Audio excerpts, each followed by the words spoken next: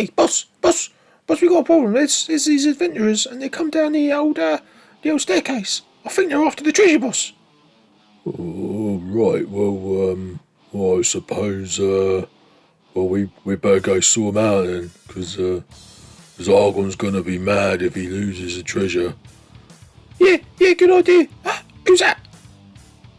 You leave that to us, you runts. What'd you call us? Runts. Oh, I thought you said something else. Oh, okay. You just sit back here. We'll sort this out, me and my boys. Don't you worry about nothing, son. Oh, okay. What about us, boss? You want some goblins? No, we've got our own. See you later. So what those Orcs and Goblins were so eloquently trying to say was, I've finished painting up the alternative greenskins from my Heroquest game. Welcome to Wyvern Minis. If you've seen the previous videos in this little series about Heroquest, you know that I'm on a quest of my own to 3D print a bunch of alternative minis, because I'm not so keen on the models that come in the box, and I wanted to make myself a sort of idealised version of Heroquest to play with my kids and with my mates and their kids. So I've started off with the Orcs and Goblins because, well, I love Orcs and Goblins, so I dive straight in here with the Gobbos. Now these goblins are from Monstrous Encounters on My Mini Factory. I'll put a link below for the STLs, and I really like the kind of old style vibe that they've got. They look like old goblins from back in the old days. And they're just cheeky little chaps, really. I just love them. They've got various shields you can put on, and you print them out in one piece with the weapons attached. I decided to go with Mantis Warriors Green for the skin. I picked this up. It's one of the newer contrast paints, and I only picked it up the other day. And I'm really impressed with it, actually. It's very much like the old school Goblin Green, but with the contrast effect, which makes it really easy to paint.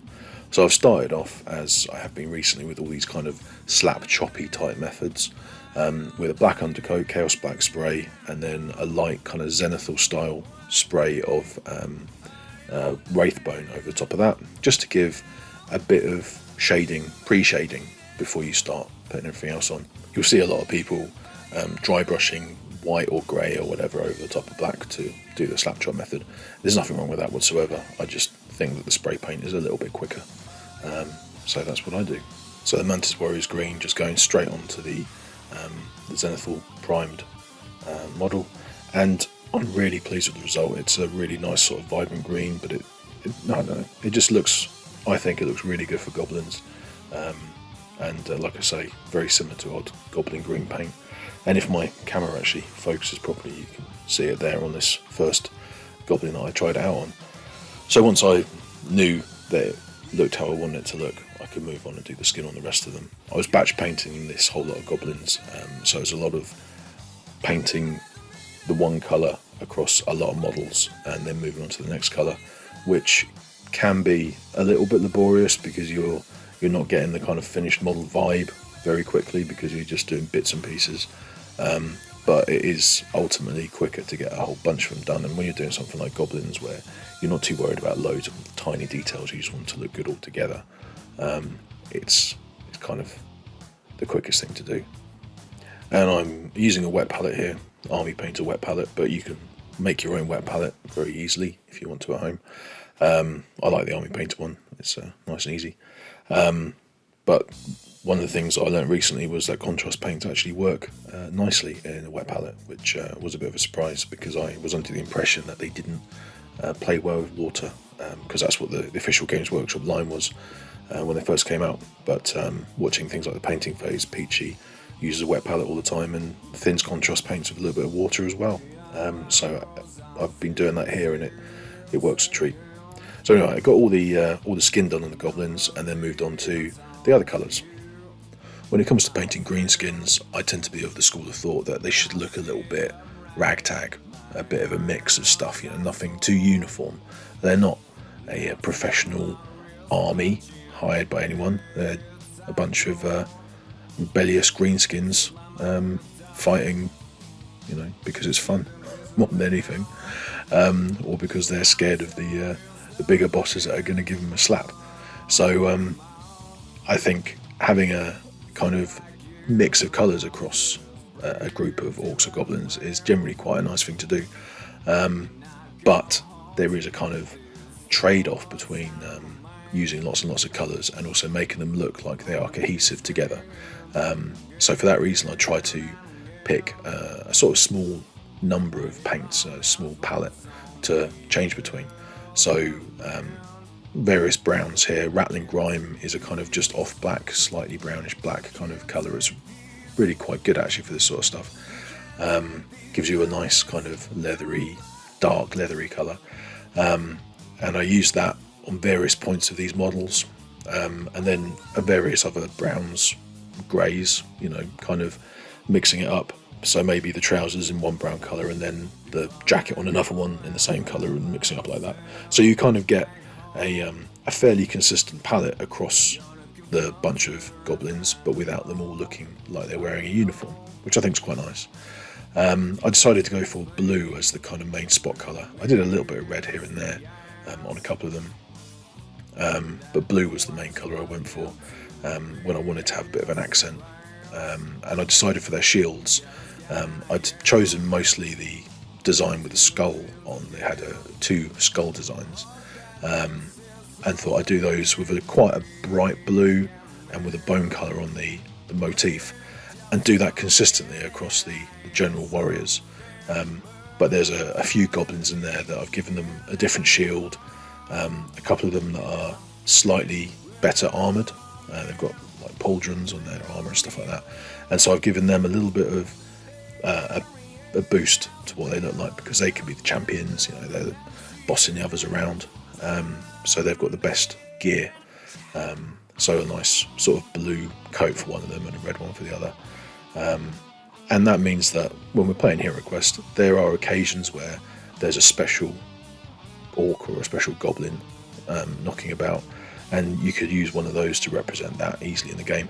But if not, you just stick it down, it's just another goblin, it doesn't matter. But it's quite nice to have the option there. These goblins, the set from Monstrous Encounters, also includes musicians and standard bearers. So if you want to make a proper regiment for Warhammer the Old World, for instance, then you can print those options out and you can have a whole regiment of these old style goblins, which I think I'm probably going to do, because I'm going to have to get my old Orcs and Goblins out from their boxes soon to play that, because I'm very excited about getting back to the setting of the old world. But anyway, focusing on Heroquest, it's a case of just mixing it up between the different colours of the palette that you've chosen, really, and that I think gives you enough variation across the models that it looks interesting, looks a bit ragtag, but doesn't look completely disjointed and mad, Another good way to kind of tie your models together without making them too uniform in appearance is by having similar bases. So I got these 3D printable flagstone bases off my mini factory. Again, I'll put the link below. Lovely bases. It's what I'm going to use for all my Heroquest stuff, basically. So I painted them with Basilicanum grey contrast paint, which gives you a nice deep grey in the recesses, and I thought it just needed a little bit of touching up, especially on the flatter surfaces. So I used this bit of Dawnstone to do a bit of dry brushing. Now you can see here I've got the Artist Opus dry brushing palette, which I bought, and the dampening pad as well. I've watched quite a bit of Byron stuff, and he is the absolute master of dry brushing, so I'm kind of doing my own lazy take on it, I suppose. But the wooden palette is really good for wiping the paint off, and as he says, although it's called dry brushing, you actually want your bristles to be a little bit moist. You don't want the paint to be completely dry, otherwise it's not going to flow very nicely. So that's what the dampening pad's for, and I think it worked pretty well. I mean, I'm going to have to try this out on some more dry brushing, see if it improves things, but that's what they look like before they got washed. Quite good, still quite dark bases, but it certainly got a little bit more texture on there, which is quite nice. So I went on to the washing stage, which is something that I do tend to do, even though this is sort of slap choppy. Putting a wash over the top of everything I find is quite a good way, again, to tie all the colours together and make the whole model look pretty cool. Also, you're going to have to wash the metallics because they are not contrast paint, so they need a bit of washing. My favourite wash overall is the Strong Tone by Army Painter. It's a quickshade. I thin it down, not quite 1-to-1, but a fair bit of water in there, and just slap it all over the model. I find it works really well. It takes a little while to dry fully. Once it is dry, it gives this really nice effect of the whole model kind of coming together. It softens the edges a bit, it makes everything look quite cohesive, and it gives you more depth in those shadows, which is what we're trying to get. That's the whole point, trying to get nice deep dark shadows and kind of brighter raised areas. They've got various other shades as well in their ranges, which I've used to good effect, but mostly it's the Strong Tone that I use. And then what I decided after that was dry, which as I said took a little while, I wanted the bases to look like the corridors in Heroquest. So I didn't want to go down the route of trying to make the bases fit all the various rooms that are all different colours in the game. But I thought having them look like the corridors would make everything look quite cohesive and like it belongs together, be usable in other games, and just kind of easy. But the grey that I'd ended up with the Dawnstone on top of the Basilicanal grey was just a little bit dark, so I used some grey cere. Again, dry brushing it on, same as before, but doing this after the wash stage so that it would stay quite nice and bright. Really trying to get a little bit of texture on those flagstones, trying to make it look sort of interesting but brighten it up, and I think the overall effect was really good. I was pleased. It's interesting how just changing one little aspect of the model can sort of make the rest of it look a bit different as well. So just brightening up those flagstones really made the overall effect pop. I think the goblins stand out a little bit more because they've got their kind of the wash on them and the kind of drab brown colours in general. And I think, yeah, just that one stage made quite a significant difference and a good improvement to the models. So once that was done, it was just a black base room, make sure the eyes were red, and goblins done. Alright, and so I moved on to the orcs, and this is just the first batch because you need quite a lot of orcs for Heroquest.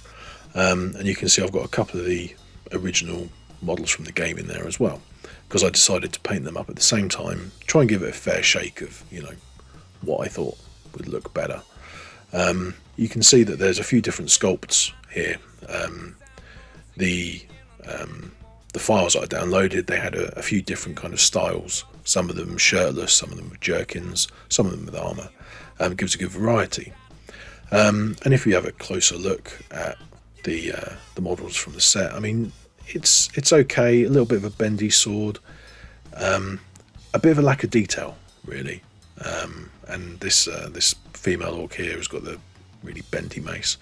Yeah, I know it can be fixed, but she's got a bendy base as well, you know, kind of, she's rocking on that base. To try and fix that is going to be a bit of a pain. Well, I've printed out the other ones now, so I'd rather go with them. So I like the variation in the sculpts from that set, and because you've got that variation in the sculpted themselves, I didn't feel that there was such a need to go too nuts on varying the colours, you know. So for the colour palette across these, I kept it a little bit more tight than I did with the goblins.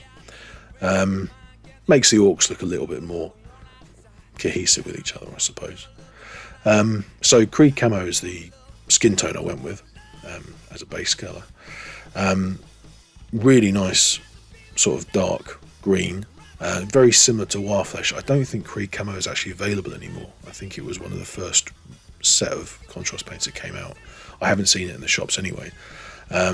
But Warflesh, which is the kind of, I guess, normal orc colour that they're suggesting you should use, if there is such a thing as a normal orc colour. But that's the kind of one they recommend. It's a little bit more kind of vibrant. Creed camo is similar, but just a little bit more muted, and I think that's a really nice effect. So I was really pleased with that. They've got these nice furry bits on quite a lot of the models. Some of the jerkins have got fur lining, and there's big furry bits under the armor plates and all that kind of stuff. So I used Space Wolves Grey for that, and that's another way that they all became very uniform. I could have gone for wildly different fur across each model, but I thought keeping it consistent, aside from the time factor of making it quicker and easier to do, would actually just look pretty cool. And I think it did. I mean, I really like this fur colour. It ended up looking great. So it's a case of going through, doing this nice dark skin tone, which I wanted it to be particularly dark. I mean, I don't always do orcs this dark. This is kind of like almost Black Orc dark, you know, from old fantasy days. But I really wanted to get a very good contrast between the orc skin and the goblin skin. So there's no argument about what's an orc and what's a goblin. It's very obvious, aside from the size difference. But to anyone who's maybe less familiar with it, it's like, well, that's a big orc with dark skin and that's a goblin with light skin. And they look really cool next to each other. As you may have seen in some of my other videos, painting 40k orcs, for example, I do quite like to vary the skin tone of the orcs within my mobs, but for the purposes of Heroquest, I decided to keep the skin tone all the same for all the orcs, just to, you know, keep it easy for the board game. It'll be interesting. I've painted up a couple of other ones of these particular sculpts just for fun, and because I printed them out at various different sizes to try and get the right scale to fit on the Heroquest board. So I've got some slightly larger ones I printed out, and I've been painting them with different skin tones, and they'll look great as well. But for this, I thought the dark skin worked particularly well. There's a lot of metal to paint on both the original Heroquest orcs and my alternatives. They've all got big armor plates and things like that, and I'm using Iron Warriors here because it's a really nice, deep, dark, irony colour. Which I think works perfectly for these sort of models. So I put that on the wet palette, thinned it down, maybe thinned it down a little bit too much, but it does get nice and runny, and it made it easy to get into all the crevices of the spiky armour plates on the Heroquest orcs in particular.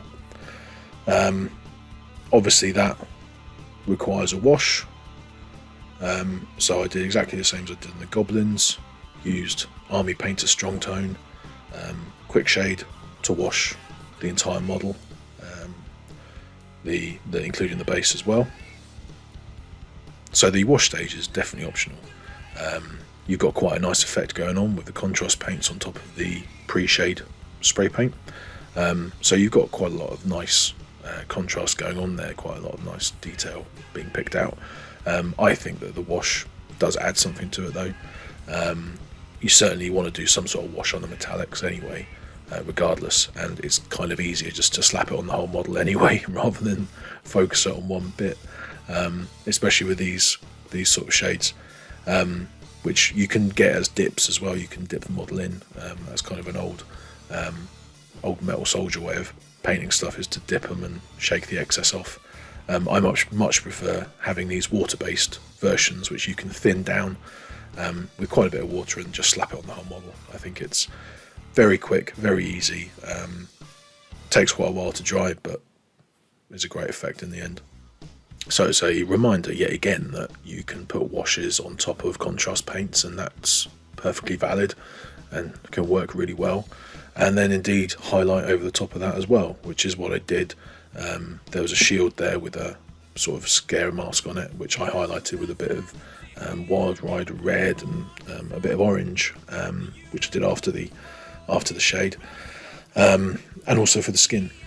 Wanted to make the muscles pop a bit more, make it a bit more prominent against the dark metallics that I'd done on there, and with the shade that had gone on, the skin was looking just a little bit too muted, so I mixed up a bit of layer paint Wireflesh and Death Guard Green, just to get a real nice kind of subtle tone to just highlight the skin with a little bit, and that was done after the shading. So again, just remember, contrast paints are a tool, and you can still do things afterwards. And then the final stage was just doing the bases, exactly the same as with the goblins, a little bit of simple dry brushing to really make the flagstones look nice. And then I did the base rims in black. Now I've got this set of really old paintbrushes I got from some hobby shop somewhere years ago, and they've got these interesting chisel edges, and I find these are brilliant for doing base rims because the brush is about the same width as the base rim, and because it's got that sort of chiseled edge to it, you can put it at an angle and just go around the base rim very easily. I used to get in all sorts of difficulty trying to make a nice smooth edge to the base without it going over the top or whatever, but this shape of brush works really well for me doing that. And I like doing black base rims at the moment. I used to do goblin green ones in the old days for Warhammer Fantasy, and then I've done grey ones to try and make them fit in with the various battle mats I've got. But to me, black base rims are very neutral, and they'll fit on anything really. The models will sit on anything. Yeah, I think they look really neat. So that's it. My alternative models are all painted up, and as I said earlier, I did the actual ones from the Heroquest box as well, so I could compare them with each other, see how I felt about them, and whether it was worth continuing to paint all the rest of the models in the box or not. And I've got to say, I am a lot happier with the Heroquest models now that they're painted, and they are very easy to paint. So I'm not a big fan of this bendy plastic. I know that bendy plastic can be fixed, you know, in hot water you can get it to the right shape again, but at the end of the day it's still going to be bendy. And at the end of the day you've still got models that are not the best sculpts. They're a bit rough and ready, they're a bit lacking in detail.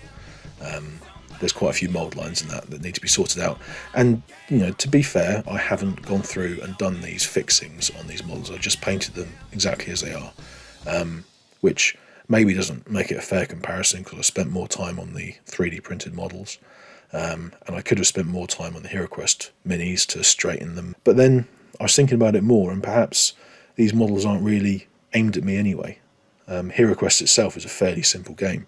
It's good for kids. I mean, I've been playing it with my 4-year-old, so you know, she can grasp it. So it's a nice, simple, easy, quick game, which is a lot of fun, but it's not got too much complexity to it.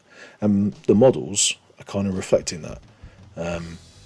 Heroquest would be your gateway into the hobby, potentially. So if you're a kid and you've got some Heroquest models, you've got these nice simple orcs, so you just need to paint a bit of green skin, a little bit of a loincloth, and then you've got metal armour, and that's it. There's only 3 colours really you could get away with, and then yeah, maybe you want to do the eyes and the teeth, maybe, but I think you could get away with just doing 3 colours and a wash on the orc models there. And the goblins about the same really. I mean, they're just wearing rags, so just a couple of different browns maybe, or even the same colour brown, it doesn't really matter. If you used quite a nice light brown across the cloth and then put a wash on it, you know, I think that would look fine.